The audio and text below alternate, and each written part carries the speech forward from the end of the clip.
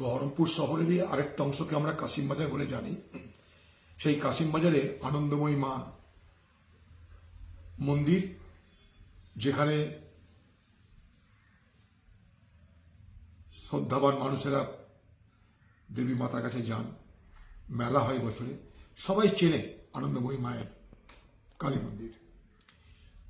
সেই আনন্দময়ী মায়ের মন্দিরে একটা জঘন্য ঘটনা ঘটেছে, যেখানে স্থানীয় একজন ব্যক্তি, শোনা যাচ্ছে তার মানসিক ভারসাম্য নেই, সেই মন্দিরে প্রবেশ করে সেই দেবীর উপরে আঘাত করে দেবী মূর্তির ক্ষতি করেছে এবং সেই কারণে এলাকার মানুষের মধ্যে অত্যন্ত ক্ষোভ, আক্রোশ তৈরি হয়েছে।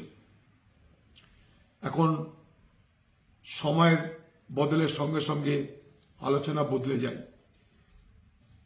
সেই আলোচনা বদলের সঙ্গে সঙ্গে এই ঘটনা কেউ কেউ সাম্প্রদায়িক রূপ দেওয়ারও চেষ্টা করে। আমি সেই জন্যে স্থানীয় এলাকার মানুষকে বলবো যে একটা অপরাধ হয়েছে, বিগ্রহের মূর্তিতে আঘাত পড়েছে, সেই অপরাধ যে করেছে তাকে গ্রেপ্তার করা হয়েছে, খবর পেয়েছি, কিন্তু কোনোভাবেই এই ঘটনাকে সাম্প্রদায়িক রঙে রঞ্জিত করে যেন আমরা আমাদের মধ্যে বিভাজিত না হই, শুধু এইটুকু অনুরোধ করার জন্যই আমি নিতান্ত বাধ্য হয়ে আজকে আমার কথাটা জানালাম। দেখুন যে গতকাল আমাদের কাশিমবাজারে আনন্দময়ী মা, অর্থাৎ রবি ঠাকুরের কালীবাড়ি নামে পরিচিত, সেখানে একটা মূর্তি ছিল।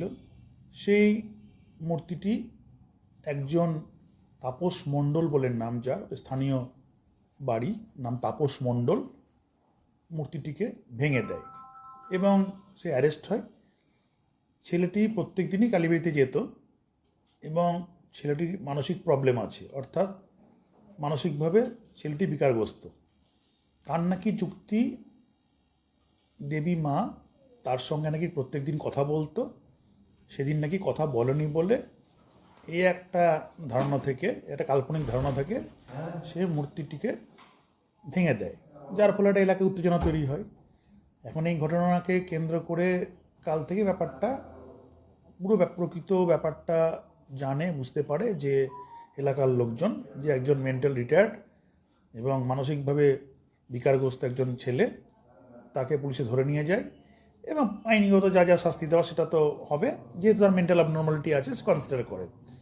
তো আজকে হঠাৎ দেখলাম যে ফেসবুকে আমাদের পরাজিত সাংসদ অধীরবাবু হঠাৎ এটাকে নিয়ে একটা বিবৃতি দিলেন। তো বিবৃতি দেওয়ার জন্যই আজকে আমাকে বিবৃতি দিতে হচ্ছে, এই কারণে একটা সামাজিক ঘটনা, সেখানে কংগ্রেস, বিজেপি, সিপিএম, তৃণমূল, এটার ব্যাপার না, মন্দিরে সবাই যায়, সবাই ছিল, লোকালি সেই সমস্যাটা মিটে যায়।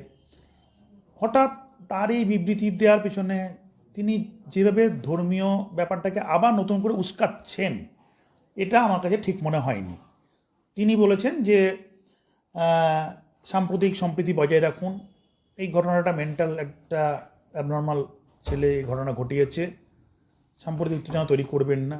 সাম্প্রদায়িক উত্তেজনা তৈরিই হয়নি, নতুন করে তিনি তাহলে সাম্প্রদায়িক কথা বলে কেন আবার ব্যাপারটাকে ফোকাস করছেন?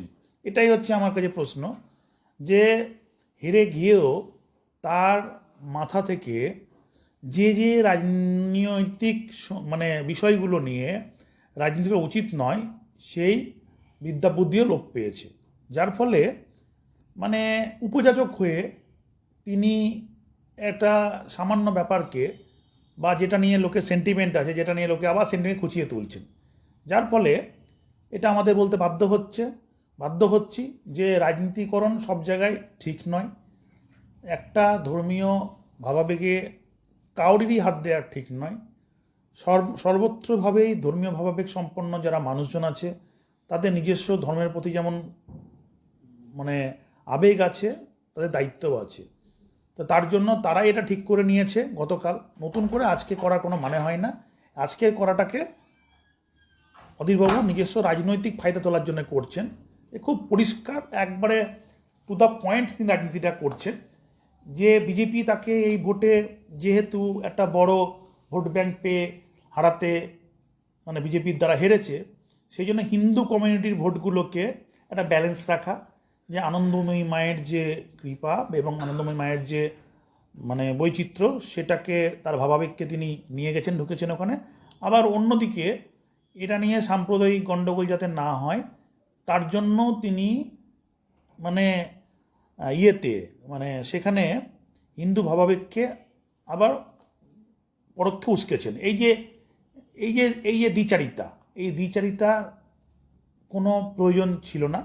সেই জন্য তার এই বক্তব্যগুলোকে ফেসবুকে এসে বলার জন্যই আমাদের মানুষকে আবেদন করতে হচ্ছে যে এটা গতকালই কংগ্রেস, তৃণমূল, বিজেপি কারা জানি না, নির্বিশেষে কোনো লোক ইন্টারফেয়ার করেনি। সামাজিকভাবে ব্যাপারটাকে একটা মানে মেন্টালিটির ওই পাড়ারই ছেলে তাপস মণ্ডল, সে কী করে সেটাও জানি না, কোন পার্টি করে সেটাও জানি না, লোকালিটি ব্যাপারটাকে শর্ট আউট হয়ে গেছে এবং লিগালি এটা ব্যাপারটাকে এটা প্রসেস হচ্ছে, যা যা হওয়া হবে।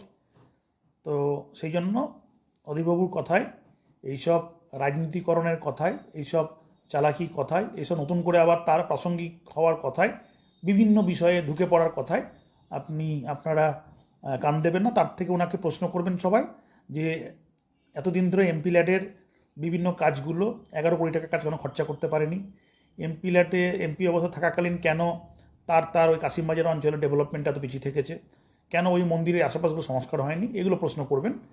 বা যেগুলো বহরমপুরে এতদিন ভোট পেয়েও সেই যে অঞ্চলগুলো ডেভেলপমেন্ট করতে কেন পারেনি, সেই প্রশ্নগুলো করবেন। সেই প্রশ্নগুলো থেকে এড়িয়ে যাচ্ছে এবং সেগুলো অন্যরা দোষ ফেলে দিচ্ছে, আর যেখানে রাজনীতি করা দরকার না সেখানে রাজনীতি করছে। এই জায়গাটা আমাদের আপত্তি আছে।